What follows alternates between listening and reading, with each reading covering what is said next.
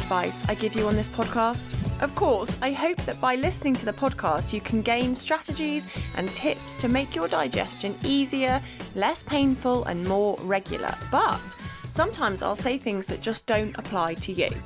If you're a regular listener, you'll know I often suggest you ignore crazy advice like eating only meat on the carnivore diet or going on a 3-day gut detox with loads of supplements. But what about my standard advice about managing IBS that works for most people? When should you ignore that? That's what we're going to cover in today's episode of the Inside Knowledge podcast for people with IBS.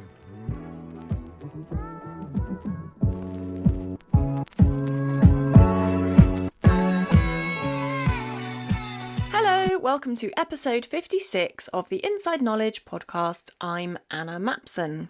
My podcast has turned 1 this week. I've been running weekly episodes for a year now, and I wanted to take this time just to reflect a little bit on things that I have said frequently that might not apply to you. The reason I came up with this idea for a podcast is I've had a few chats with people over the last few weeks, I guess, where some of the advice has been either taken a bit too literally, or people have come to speak to me about potentially working with me, and they've been following a strict set of rules and guidelines that are all really healthy and good, but they just don't always apply to individuals. So, of course, like I said in the intro, there are loads of times when I will tell you to avoid what I consider to be silly advice online, telling you to do things that just are not good for your health. However, there are things that are good for the majority of people, but they're not always good for everybody with IBS. So anyway, I'm going to go through 6 different bits of advice that I have said multiple times in the last year on this podcast. But what I'm going to do is just add another layer of context to some of those and explain a little bit in which conditions it wouldn't be suitable for somebody to start following. The first topic I want to talk about is the migrating motor complex. This is your small intestine's cleaning process that happens when we haven't had food for about an hour and a half. Your body will then start to sweep this little impulse through your small intestine, which cleans it up. Advice I often give is not to be grazing all day long because we want that process to get started. So if you're eating, the migrating motor complex stops its work immediately. As soon as you start putting anything in your stomach, the whole digestive system stops cleaning and goes into digest mode, which makes sense. But if you're eating constantly, so obviously that process doesn't kick in, the advice that I offer to most people, and it is still good advice, is to try to leave a little bit of time in between your meals in order for your food to go down and this process to kickstart. I also normally suggest people have a 12-hour fast overnight in order to allow this migrating motor complex to do the cleaning work a couple of times. You finished your dinner, you don't eat anything else for the rest of the evening, and then you're asleep for 7 or 8 hours. So the fasting happens mostly when you are asleep and you are getting a little bit of a reduction in your body's energy in digesting. So that's the standard advice. And now to come on to, I suppose, the next layer of context that I'd like to put around it. Certainly, if you are someone who's struggling to put on weight, it's more important, in my eyes, to get healthy weight restoration than it is to follow these kind of guidelines. This means if you're someone who needs to put on weight and you feel hungry, you should eat. Doesn't matter what time it is, doesn't matter how long it is since you last ate. You just need to follow your body's signals and eat when you're hungry. And that is because you need to add weight to your body. Maybe you've been over restricting, or you've, for whatever reason, you don't have enough weight and you want to put on weight. That is something that you're going to have to focus on. Just to say as well, actually, you might not even feel hungry, but you might still need to have snacks in between meals in order to increase your calorie intake. So you want more energy in, therefore you're going to need to eat more frequently.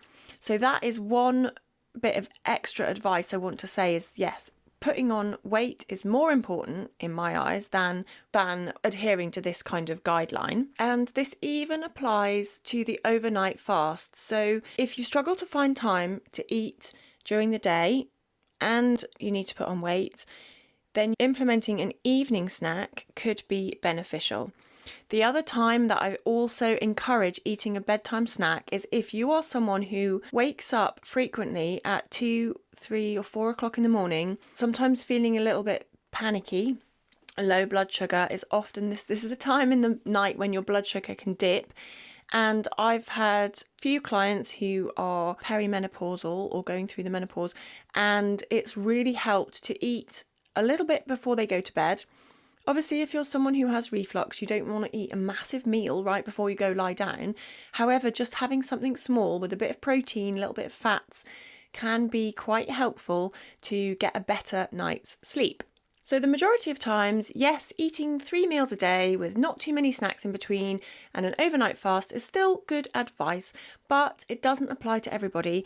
And there are a couple of times when it's more important to get sleep, to increase your weight, or just to respond to your body's hunger than it is to follow rules set by something outside of your body. The second advice that I have, which is around having 3 main meals a day, is also something where we need to be a little bit more flexible on occasion. So majority of people, I do say try to have 3 meals a day at the same time every day if you can.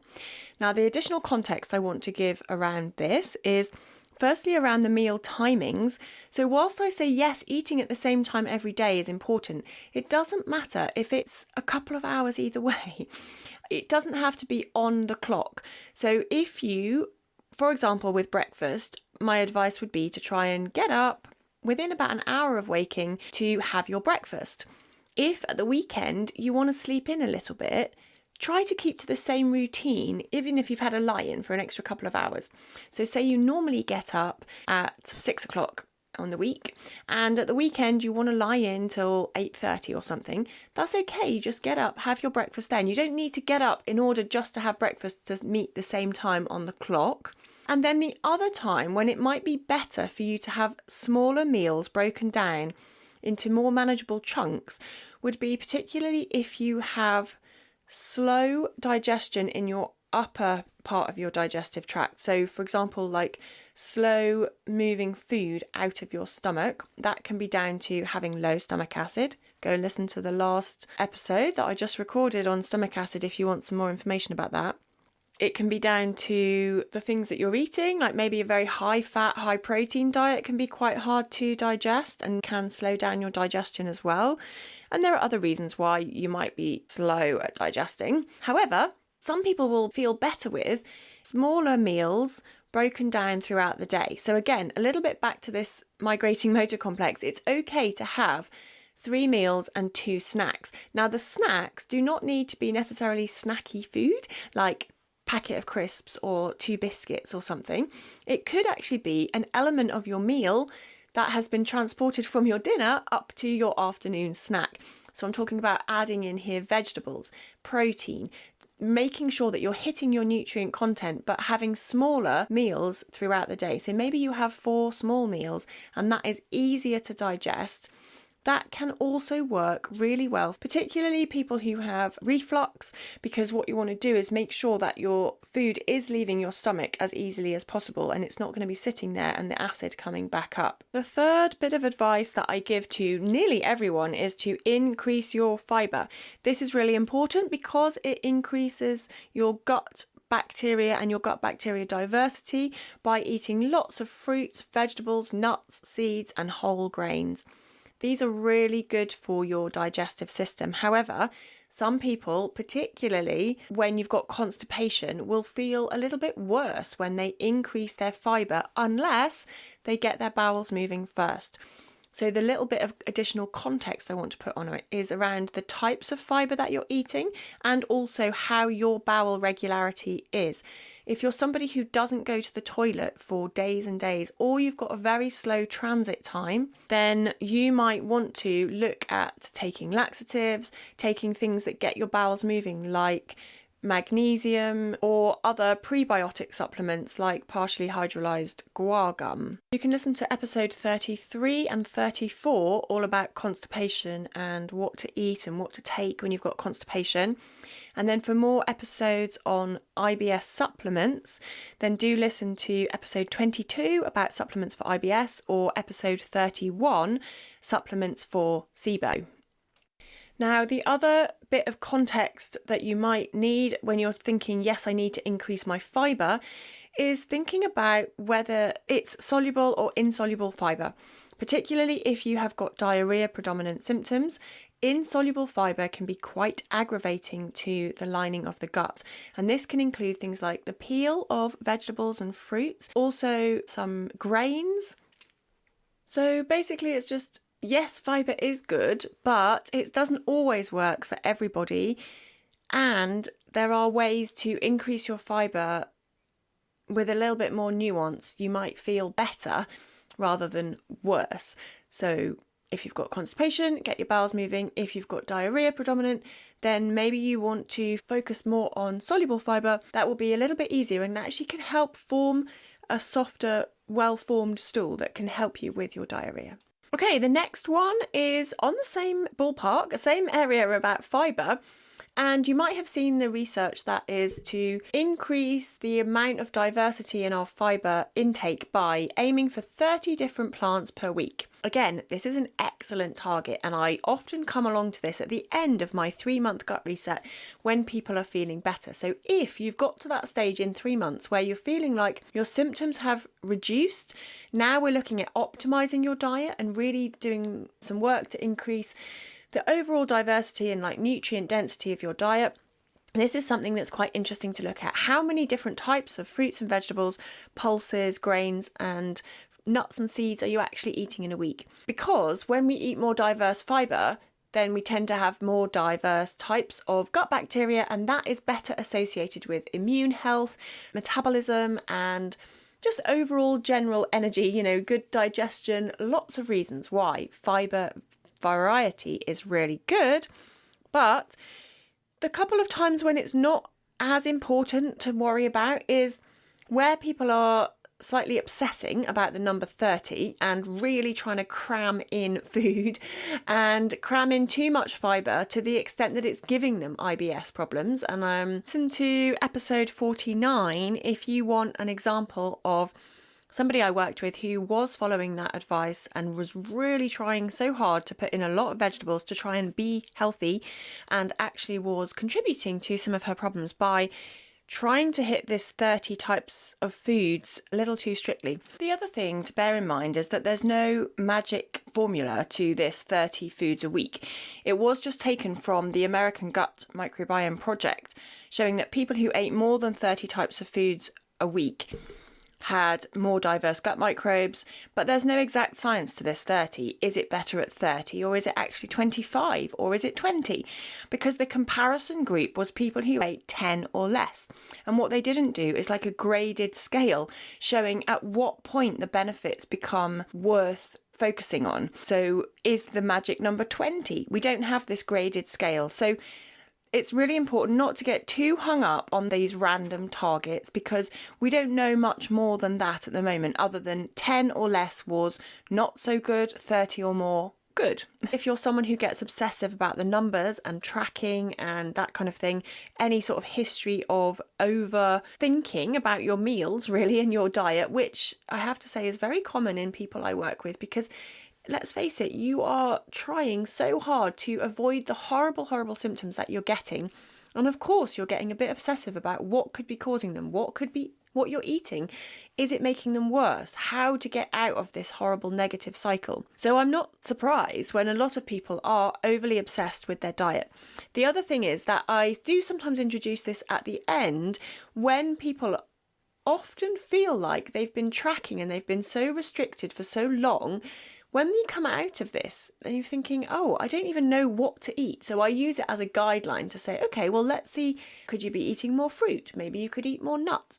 Some people don't feel comfortable eating that because they've had a history of people telling them that nuts are fatty or fruit is too sugary and those kind of things. So we can work through some of those difficulties around food by just looking at the composition. However, like I said, it's not essential that everybody follows this all the time. Okay, I've got a couple more to do. The next one is quite an easy one, really, but I often talk about listening to your gut. And there is that phrase, trust your gut, listen to your gut, and it can be really helpful. My advice is often about tuning into your body, really listening to what is going on here. However, for some people, this is really difficult and might need some support before you try to tune into your body. You might find a lot of resistance within yourself about what it is to listen to your physical sensations and also listen to your emotions. I guess just saying listen to your body can be quite challenging when you've spent years trying to avoid listening to it because the signals that it was giving you, or the messages coming back from your gut, have been ones around pain, embarrassment, like worry. And so you've tried to minimize connection to your gut for lots of reasons, but people telling you just listen to your gut isn't always helpful. And I just wanted to add that little bit of nuance to that one. The next section I wanted to talk about was eating without distractions, or mindful eating. Listen to episode 2 for loads of information about mindful eating and all my advice about slowing down to eat and chewing. And one of the things I often say to people is about trying to eat without watching TV or having your laptop on the table and watching the latest Netflix series you're into. This is important because it helps your body to digest your food better, because you're focusing on chewing, you're focusing on eating. You can notice how the food feels as it hits your stomach and how you're reacting to it. And it can just be more helpful to tune in a little bit to our body, like I just said in the last section. However, some people will find it very difficult to do this and may struggle to eat enough food. And so sometimes actually eating whilst you are a bit distracted can be an okay thing too. So whilst for the majority of people, I really recommend not having the TV on when you're trying to eat, not even reading. Ideally, just have the radio on or put a podcast on whilst you're eating if you are eating alone. And obviously with other people, just try and have a conversation and chat around the table. But where you eat on your own a lot and you find that quite difficult, sometimes it can be helpful to sit in front of your favourite programme and just feel like you are not alone. Partly it's a loneliness thing, but also people with ADHD may find that quiet sort of concentration quite tricky and may find you actually eat better when you are a little bit distracted. So it's a very personal thing and you need to work out what's going to be your ideal way of eating, but maybe experiment a bit. And that's one of those rules or guidelines, I suppose, that I often say is don't eat with loads of distractions on. It might not apply to you if there are other things going on in your life and your health that require you to just be a bit different. Then to wrap it up, the last bit of advice I want to give you that I want to tear down from my own vault of advice is just anything that I've ever said that doesn't suit you.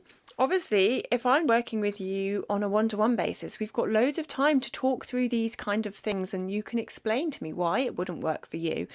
But in this kind of situation where I'm just broadcasting this information, there are lots of things that I could be saying that don't work for everybody. Use your sense of what's going to be helpful for you and what you need to pick up and what you need to ignore. And the same thing applies to every podcast, every blog post, every bit of Facebook group advice that you see out there. Just because somebody has once said it doesn't mean that it is going to be right for you. So use a little bit of your sense of your own body. However, working with somebody on a one-to-one basis is the best way to get around all of this, because We can talk through the pros, the cons, like the implications of doing something and not doing something, and experiment a little bit. And you can rely on somebody else's opinion as well as your own feedback loop inside yourself and your own thoughts on things to get your best result. And so on that note, if you want to work with me, you can. I have clients from all over the world and I work with people for 3 months. And during that time, I can get to know a lot about you and your preferences, your habits, and of course, your health conditions and digestion issues. My 3-month gut reset is available to book, but I ask everyone to have a quick call with me first. And during that time, I will ask you about what are your symptoms, what do you need help with, what have you already tried, and what kind of things have you had ruled out, like what kind of medical tests you might have already had.